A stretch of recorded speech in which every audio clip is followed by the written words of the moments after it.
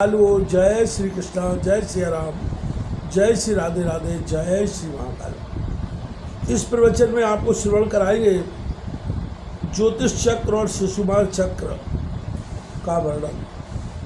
श्री पाराशर जी बोले, आकाश में भगवान विष्णु का जो शिशुमार गिरगिट अथवा गोधा के समान आकार वाला तारामय स्वरूप देखा जाता है, उसके पुच्छ भाग में ध्रुव अवस्थित है। यह ध्रुव स्वयं घूमता हुआ चंद्रमा और सूर्य आदि ग्रहों को घुमाता है।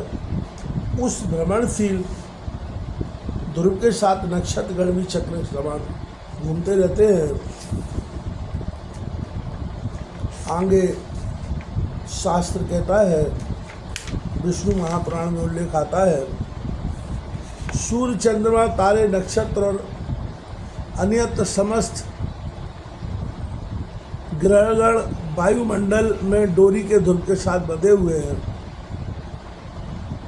मैंने तुमसे आकाश में ग्रहगण के जिस शिशुमार स्वरूप का वर्णन किया है, अनंत तेज के आश्रय स्वयं भगवान नारायण ही है। उसके हृदय स्थित आधार है। उत्तानपाद के पुत्र ध्रुव ने उन जगतपति की आराधना करके तारामय शिशुमार के पुच्छ स्थान में स्थिति प्राप्त की है।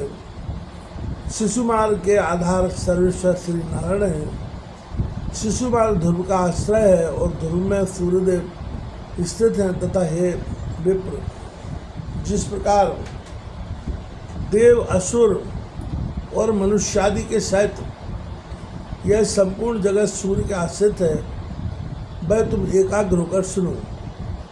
सूर्य 8 मास तक अपनी किरणों से 6 रसों से युक्त जल को ग्रहण करके उसे 4 महीनों में वर्षा देता है। उससे अन्न की उत्पत्ति होती है और अन्न से ही संपूर्ण जगत पोषित होता है।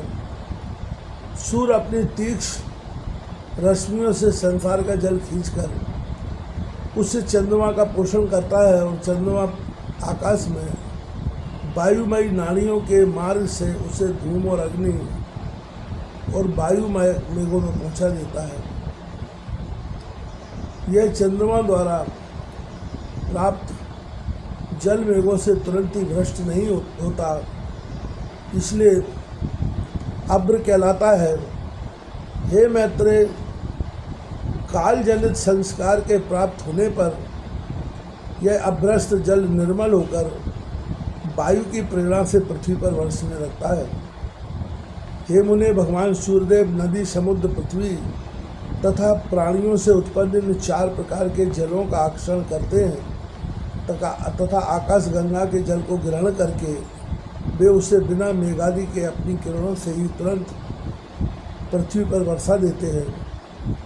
हे दुर्योत्तम, उसके स्पर्श मात्र से पाप पग के धुल जाने से मनुष्य नरक में नहीं जाता, अतः वह दिव्य स्नान कहलाता है। सूर्य के दिखलाई देते हुए बिना मेघों के ही जो जल बरसता है, वह सूर्य की किरणों द्वारा बरसाया हुआ आकाश गंगा का ही जल होता है। कृतिका आदि विषय अयुग्म नक्षत्रों में जो जल सूर्य के प्रकाशित रहते हुए बरसता है, उसे दिग्गजों द्वारा बरसाया हुआ आकाश गंगा का जल समझना चाहिए।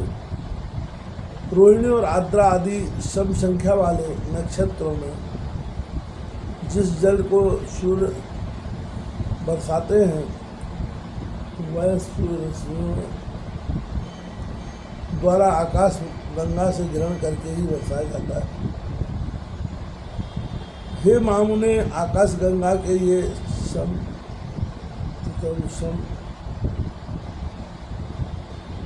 नक्षत्रों में बरसने वाले इन दोनों प्रकार के जलमय दिव्य स्नान अत्यंत पवित्र और मनुष्यों के पाप को दूर करने वाले हैं। हे मित्र, जो जल मेघों द्वारा बरसाया जाता है,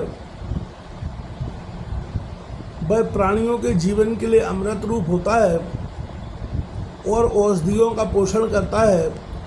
हे विप्र, उस वृष्टि के जल से परम वृद्धि को प्राप्त होकर समस्त औषधियाँ और फल पकने पर सूख जाने वाले गोधूम यव आदि अन्न प्रजावर्ग के शरीर की उत्पत्ति एवं पोषण आदि के साधक होते हैं। उनके द्वारा शास्त्रविद मनीषीगण नित्य प्रति यथाविधि यज्ञानुष्ठान करके देवताओं को संतुष्ट करते हैं। इस प्रकार संपूर्ण यज्ञ वेद ब्राह्मण आदि वर्ण समस्त देव समूह और प्राणीगण वृष्टि के ही आश्रित है।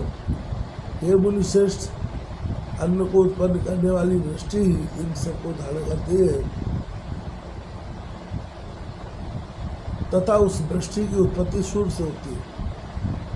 हे मुनि वरोत्तम, सूर्य का आधार ध्रुव है, ध्रुव का शिशुमान है तथा शिशुमान के आशा श्री नारायण है।